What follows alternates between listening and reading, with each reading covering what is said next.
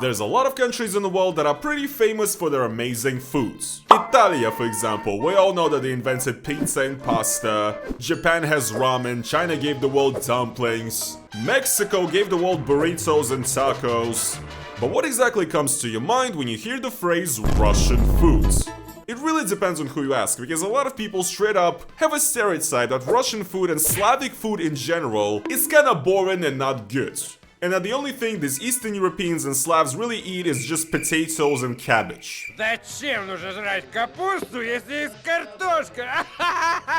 And well guys, I actually beg to differ, because Eastern European cuisine is actually pretty good, and Russian cuisine, the food of the country that I come from, my motherland, is actually better than you might expect. And that is why today I, Roman, your favorite neighborhood Russian, I'm gonna be diving in and doing a Russian food tier list to teach you Westerners about Russian food and finally set the record straight. This is everything we have in our tier list, by the way. I really like what Ranton did in his video on German food, so I'm gonna do the exact same thing. Let's see how quickly I can remember what these all are in succession. 3, 2, 1, погнали. Тульский пряник, суп с консервами, бутерброд с колбасой докторской, оливье, компот, пирожки, бутерброд с икрой, селедка под шубой, кулич, манная каша, сушки, котлета с гречкой, солянка, котлета по-киевски, драники, молочный суп, облепиховый чай, блины, борщ, жареная картошка, холодец,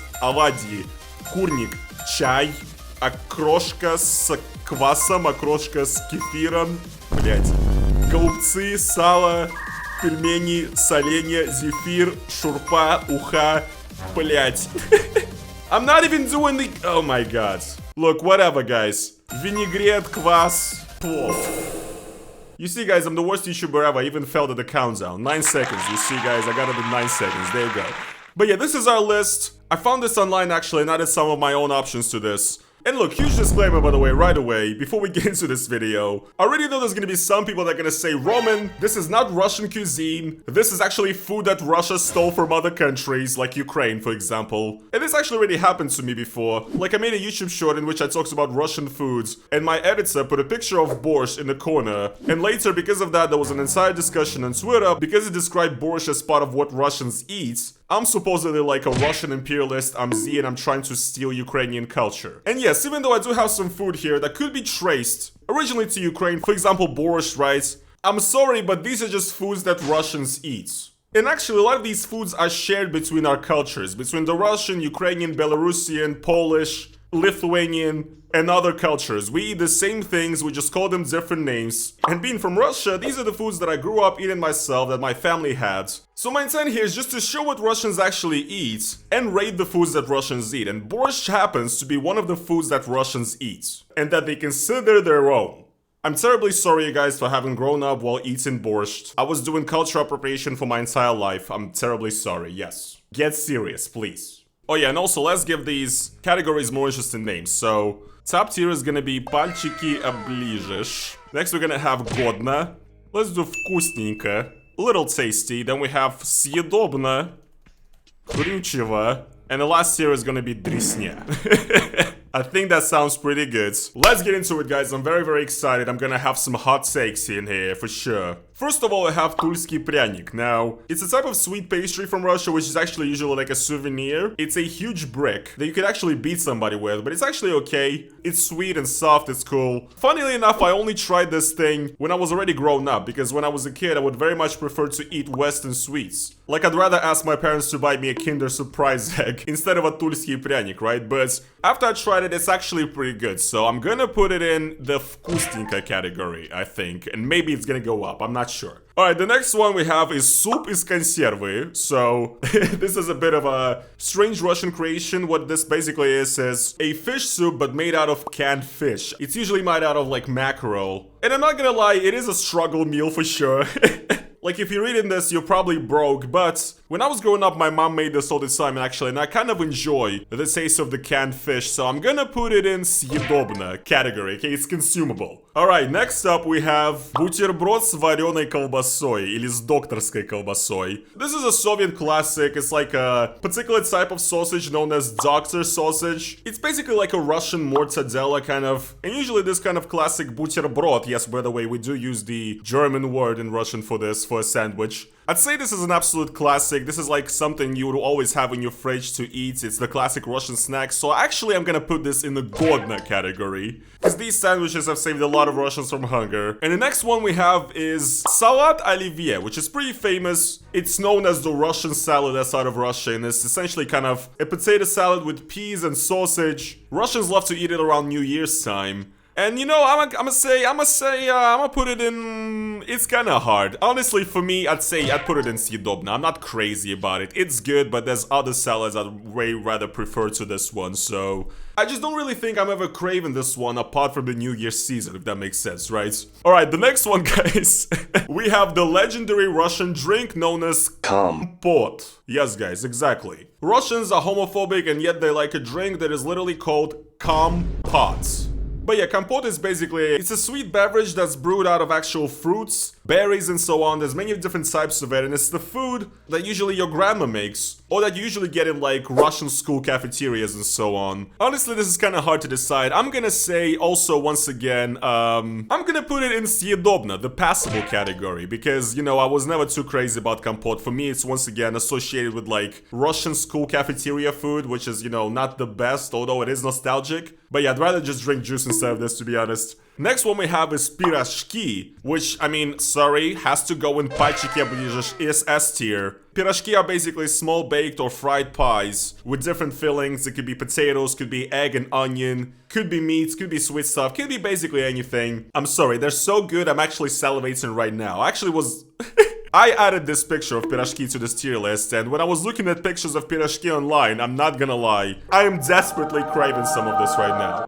Like, I'm actually genuinely salivating right now with the thought of eating this. So yes, guys, has to be up there. Alright, next we have sandwich with caviar, black or red caviar. I've actually never tried black caviar, believe it or not, even though I'm Russian, it's expensive and shit. But red caviar sandwiches with butter, I mean, I'm gonna say it's gonna go into the S tier. It's really fucking good. It's also another New Year's delicacy in Russia. Mwah!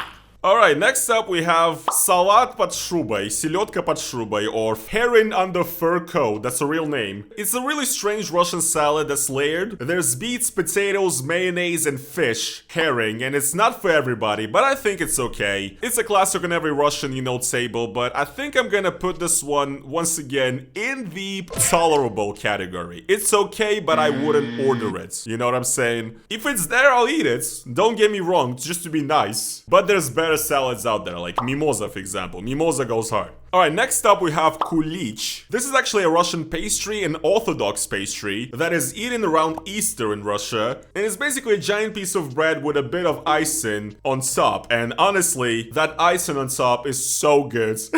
But the bottom is so mid, it's just bread with raisins. So it's a bit hard to decide, honestly, but I think I'm gonna put it in the вкусненько, tasty category, okay? It's tasty, period. Next one we have, I think, is manная каша. It's a kind of porridge in Russia, and also a lot of people don't like it because you can easily mess it up, and it has like, if you make it wrong, it's kind of disgusting. But I'm not gonna lie, I enjoy myself some good manная каша. I might put it in the... Actually, no, I'm just gonna put it in the вкусненько category. It's good, it's interesting. Definitely a meal that a mom serves to their kid in Russia, though. I don't think adults eat this, like, ever.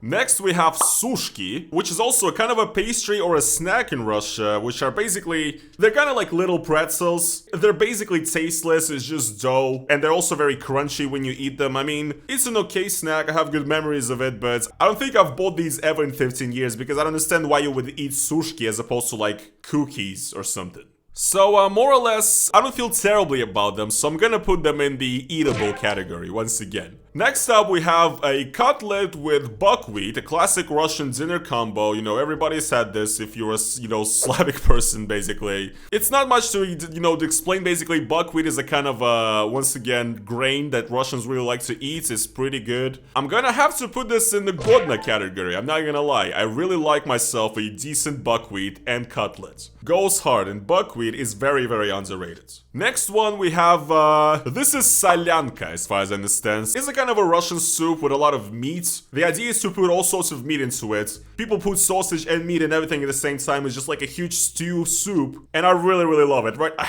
I'm thinking about it right now. I'm salivating right now, dudes. I also usually add a lemon to it to make it a little bit sour in a sense, and I really love to add a lot of lemon to this. Makes it... Once again, guys, I'm salivating talking about this. It's so good. So yeah, sorry, but solyanka has to go in palchiki оближешь. Best Russian soup, by the way. My take. My hot take. Alright, next one we have here is chicken Kiev, basically, kotleta po-kievski. This one is obviously coming from Ukraine originally, but it's pretty popular in Russia. But actually, what's interesting is that this is one I wouldn't even try to claim, to be honest. Because growing up, I've actually never eaten these at all. I've actually only tried this as an adult, once again, as almost like a foreign dish. I don't know why. But I mean, yeah, it's a famous dish. Chicken Kiev has to go into, I'd say, вкусненько. It's pretty good. Actually, no, I changed my mind. It's godna. It's got that garlicky taste. It's fire. Doing pretty well so far, guys. We don't even have a single one in the bad tiers, but it's gonna get way worse, you know? Alright, next one we have here is draniki. Again, another one that's shared between a lot of countries in Eastern Europe. It's basically a kind of a potato pancake made out of grated potatoes, onions, garlic, and also some dough. And oh my god, it's so good. It's basically like one of the best forms of eating potatoes. You also eat it with sour cream usually. Oh my, I mean... Once again, guys, I don't know what it is, but Russian food is just too good. This one, once again, goes into palchiki оближешь category. There you go. Top tier. And now, guys, we finally got into the part where we're about to see some changes to my great demeanor and, my overall positive attitude towards this food. So, next item we have right here is молочный soup, which is, I'm sorry, it's an abomination. It goes to дресня category for me, personally. Essentially, what молочный soup is, it literally means milk soup. And it's soup that usually kids eat, I think. Like, my mom made this for me when I was a kid, and I actually liked this when I was a kid, but now I think it's fucking disgusting. It's basically just heated up milk with butter, to which you either add noodles. Yes, there's a milk soup with noodles in Russia, and also, another possible version is a milk soup with buckwheat. So basically, you're just eating buckwheat that's floating around in a bunch of sweet and warm milk. That's it. That's the entire dish, and again, guys, when I was a kid, I thought it was okay and I actually liked it, but now I think that this food is a crime against humanity, so дресня tier for me. Next up, we have buckthorn tea here. It's sort of exotic thing. I didn't know this one, but it's nice. It's a nice tea that's really sweet. It has a particular taste to it. You should definitely try it if you have a chance. I'd say this is pretty good. This goes into like, probably вкусненько category, yes. Alright, next one we have is blины, which is like the Russian version of crepes or pancakes. They're pretty good. It's basically a crepe. So you probably know what to expect. You can eat it with different types of toppings and so on. For me, I'd say this goes into the вкусненько category for sure. Next up, we have borscht, which once again is what's gonna get people mad, but I'm sorry for being real and recognizing that our countries, Russia and Ukraine, share our culture and people eat the same things.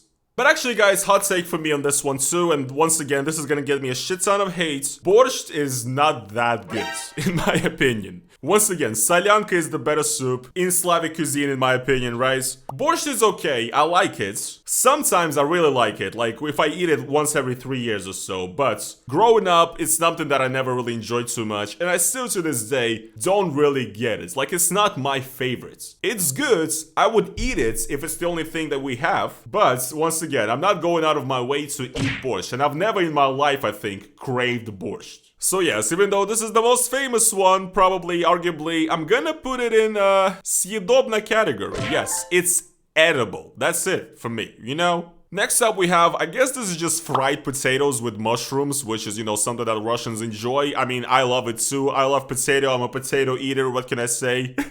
Gonna put this one in the godna category, I think. Godna. Next up, we have one of the most hated foods in the Russian discography, холодец, which is essentially a kind of cold meat jelly. Yes, I know, it already sounds not good, but it's actually pretty decent. There's a lot of videos out there of like foreigners and Westerners trying холодец for the first time and freaking out, but the холодец that they tried in those videos looks like bullshit, okay? The холодец that my grandma made, it's incredible. So I'm going to, again, this is one of the most hated foods in the entire Russian, cuisine. So I'm gonna put it in to piss everybody off. I'm gonna put it in, I think it's вкусненько, it's pretty good. So I'm gonna put it in this category here. Next up, we have оладьи, which is another type of pastry that's like, usually eaten at breakfast times or whatever. I think it's okay. I'm gonna put it in the съедобно category. Next up, we have kurnik, which is a kind of a dome-shaped baked pie with like potatoes and chicken, basically. It's pretty good. I'm gonna put this one in the вкусненько category for sure. Then for some reason, they just added black tea here. I'm not really sure why. Once again, this is one of the images that I didn't add to the tier list. It was already here. And I don't know what it means exactly. I mean, I get it. I get like the combo of black tea and the бутерброд с колбасой, right? I get that. That's like a classic Russian thing. But black tea, it's not Russian food. Russians didn't invent black tea, right? So this one, I'm just gonna do, let's just put it here, whatever. Actually, I like black tea. It's my favorite tea, but I'm just gonna put it here just for the meme, And now, guys, finally, we've gotten to the point that I was excited about because I get to piss everybody off. What we have right here are two foods of, this is essentially the exact same food but two different versions of it, I think. And this is once again a Russian soup known as okroshka. What it is basically a cold soup eaten in the summer. And if you want to know what it consists of, it's basically just a Russian salad, olivier, but with liquid. That's basically how they make it. It's the exact same thing, except it's with liquid. Does this sound good to you guys?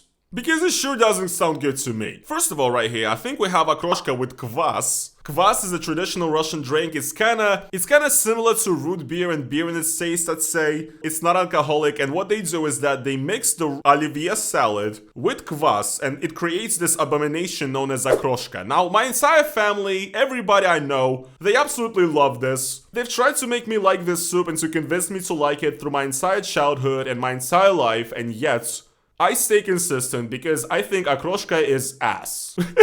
I think it sucks. So yes guys, sorry, but for me, okroshka is going to дресня tier. And okroshka with kefir, which is the next one right here, the next position, this is simply just a different version of the exact same thing. Except with the fermented milk drink kefir used as a base instead of kvass. So, sorry guys, no. This one goes once again into дресня tier for me.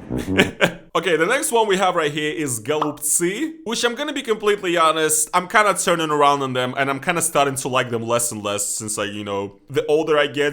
Голубцы is once again another food that is pretty common in many different countries in Eastern Europe. It's shared between all of us. And it's simply just ground meat with rice wrapped in cabbage, okay? And I ate a lot of these growing up. My family would always make them and so on, but I've tried them recently and, I don't believe the hype any longer. I think I just had a lot of food now from many different cuisines when I realized that this is just mid, in my opinion. So, look, I kind of don't like the way my tier list looks, if I'm not gonna lie. I've put too much stuff in the edible category, so I'm just going to put голубцы in the хрюшево category. I know, it's not actually bad, okay, but I don't really like it. So, whatever. It's my list. I get to do what I want. Next one, I believe this is sala, which is basically just pork lard, pork fat made with prepared with a bit of spices and garlic and so on. This is once again yet another kind of, it's usually described to be originally from Ukraine. And this one is pretty good. I'm gonna put this in the вкусненько category. It's something you actually eat along with borscht most of the time. Sala is a common thing to eat with borscht, but you can actually eat it with a lot of different things. It's just a nice little piece of lard that tastes garlicky and a little spicy and salty. You can eat it with pretty much anything. It's pretty good. Next one we have right here is пельмени, which is basically just dumplings, the Russian version of dumplings. Honestly, I'd say, I'm gonna put them in вкусненько category, yeah. Dumplings, actually no, fuck that, godna. Dumplings are good, but again, is it even Russian? I guess it's Chinese or something originally, something like that. But I guess Russians are pretty famous for liking dumplings, so I fit the stereotype. And next up we have соленья right here, which is basically all sorts of pickled stuff. And this one, guys, right here, sorry, has to go into пальчики оближешь, top tier, best ever. Essentially every Russian or in general like post-Soviet grandma, they all really love making pickled things. pickled cucumbers, pickled tomatoes, pickled bell peppers. There's probably way more to it, but those three are already so good. I'm once again salivating right now thinking of juicy, incredible tomatoes and pickles that my grandma would make and my mom.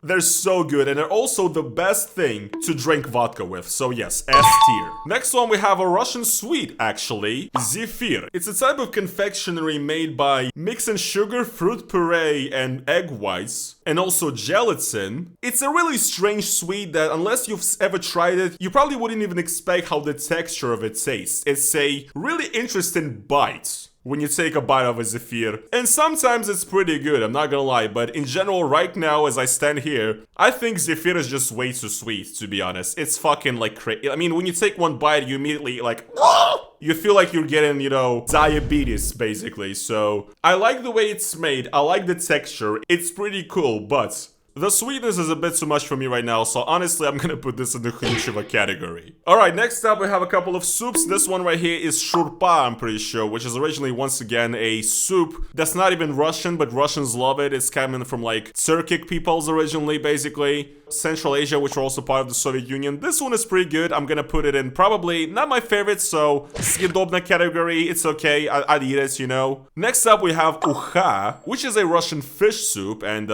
you know, it's decent, but it's not ramen, you know.